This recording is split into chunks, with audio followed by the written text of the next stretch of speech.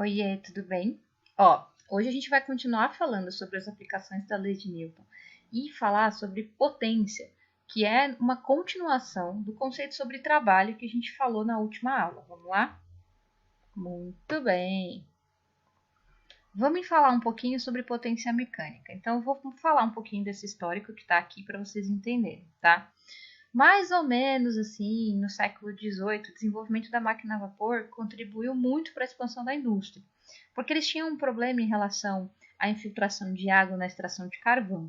James Watt, ou Watt, como vocês quiserem, em inglês, aperfeiçoou a máquina a vapor, então, que conseguia tirar essa água para fora das minas de carvão. A partir daí, a máquina a vapor começou a tornar-se muito importante para o desenvolvimento da indústria moderna.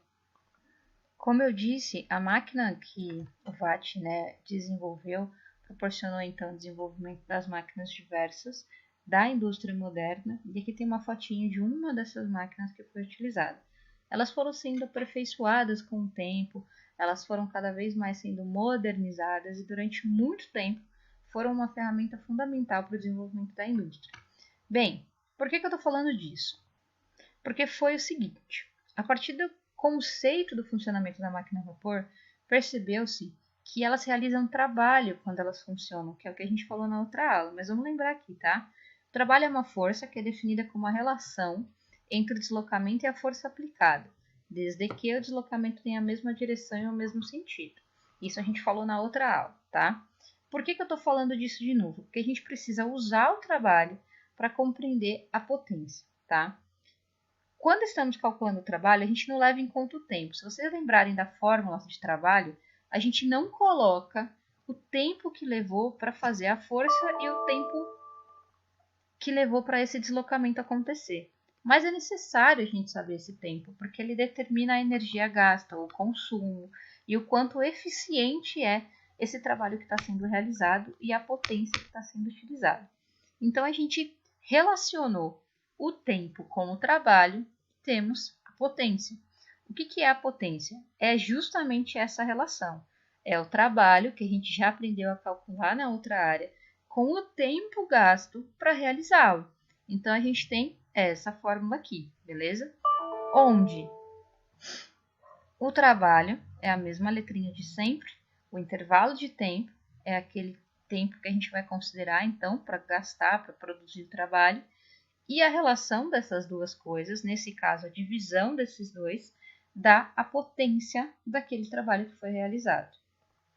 No sistema internacional, a gente também tem unidades específicas.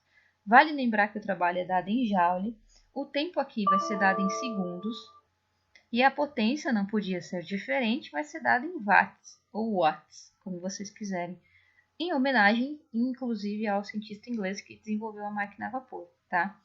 Aqui tem só a título de curiosidade outras unidades do watt que a gente utiliza, como kilowatt, megawatt ou gigawatt, que correspondem a essas unidades de medida que estão aqui. Mas isso é só a título de curiosidade, tá bom? Uma outra curiosidade é que a gente realiza trabalho. O músculo humano, ele consegue, quando ele se contrai ou ele se estende, realizar potência e trabalho. E nesse caso, a nossa potência final é mais ou menos 373 watts. É óbvio que isso é por quilograma de massa muscular e que vai variar de pessoa para pessoa, justamente porque depende da massa muscular que essa pessoa tem, beleza? Mas fica aqui como curiosidade, tá bom?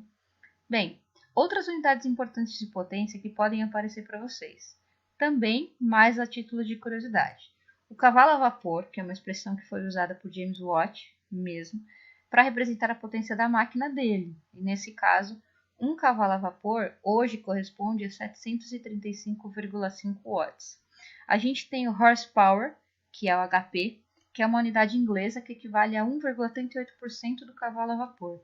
Então, são unidades de medidas que correspondem à potência e que têm conversões específicas, valores para cada uma delas, tá? Mas, em watts, a gente tem 1 horsepower para cada 745,7 watts, tá? Só para vocês terem essa relação e utilizarem para conversões de unidade. Vamos aplicar essa conversão de unidade agora? Eu vou dar um exemplo aqui de um carro que quase não anda. Essa aqui é a Ferrari Enzo e ela tem um motor com uma potência de 660 cavalos.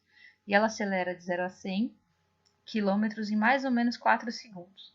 Aqui, a gente vai determinar o trabalho realizado pelo motor do carro na unidade internacional de medidas. Vamos lá? Bom, então aqui tem alguns dados para a gente observar. 1 cavalo a vapor, que são lá correspondentes, equivale a 735,5 watts. 660 cavalos a vapor, que é o que o motor lá corresponde da Ferrari, tem que ser calculado.